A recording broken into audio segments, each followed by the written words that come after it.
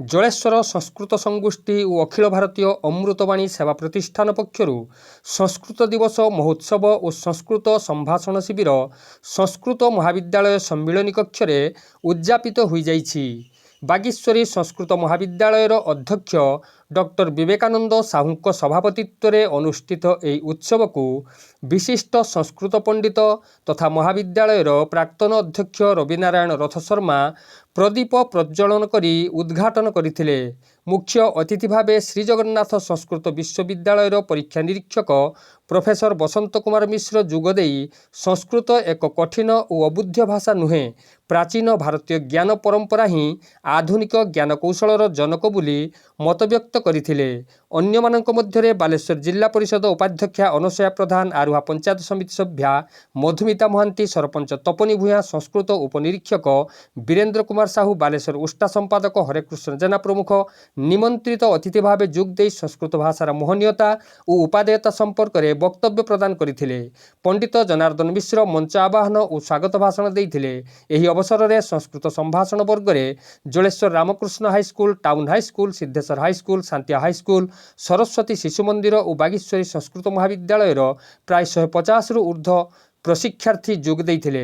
पंडित गिरीश चंद्र पाणिग्राही, राजीव कुमार कर, हेमंत कुमार दास, रविनारायण मिश्र, अध्यापक कार्तिक चंद्र पात्र, समर वल्लभ साहू, सुजाता दास, सुचिस्मिता उझा, लखहीरा गिरी कार्यक्रम संचालन करथिले। अमृतवाणी प्रतिष्ठान प्रशिक्षक जयप्रकाश शास्त्री, दुलाल कुमार मिश्र प्रत्यक्ष तत्वावधान में छात्र छात्री माने संस्कृत रे नृत्य, गीत और नाटक प्रदर्शन करथिले। शेष में पंडित संजय कुमार दास धन्यवाद अर्पण करथिले।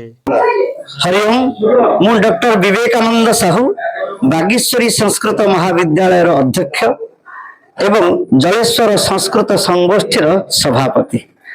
आज जलेश्वर संस्कृत संगोष्ठी एवं बागेश्वरी संस्कृत महाविद्यालय आयोजित होता यह उद्यापन उत्सव में आपण मान समस्त को मोर हृदय सहित स्वागत एवं कृतज्ञता।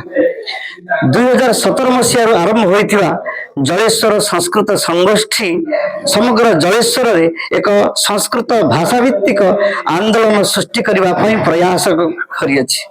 जलेश्वर संस्कृत संगोष्ठी माध्यम रे आमे सामग्रिक भाव रे जलेश्वर रे छात्र मानक सहित एवं संस्कृत प्रेमी मानक सहित विशेष करी जो माने संस्कृत भाषा को जलेश्वर रे आगर प्राचीन काल स्थापन करी आसीथिले से ऐतिह्य को स्मरण करैबा पई आमे समस्त आज उपस्थित होइचे। यही उद्यापन उत्सव रे आमे समस्त एक ध्येय रही जलेश्वर रे संस्कृत भाषा लोक मानक पाखरे, समस्त छात्र मानक पाखरे एवं विशेष भाव में सामग्रिक भाव समस्त जबली संस्कृत भाषा एक कठिन भाषा नुहे, एक सरल भाषा, एभली एक हृदय भित्तिक चिंतन समस्त भीतर रहिबो से भली एक आंदोलन आम आरंभ करिछु। विशेष भाव में आमे भारतीय माने निजर स्वरूप रे नुहे, निजर हृदय भितर आमे भारतीय हेबा, संस्कृत भाषा हमर स्पंदन भाषा हेबो, आम हृदय भाषा हेबो, आमे एहा पई एक आयोजन आरंभ करिछे। एहा भितर जलेश्वर संस्कृत संगोष्ठी उद्घाटन पाखर उद्यापन उत्सव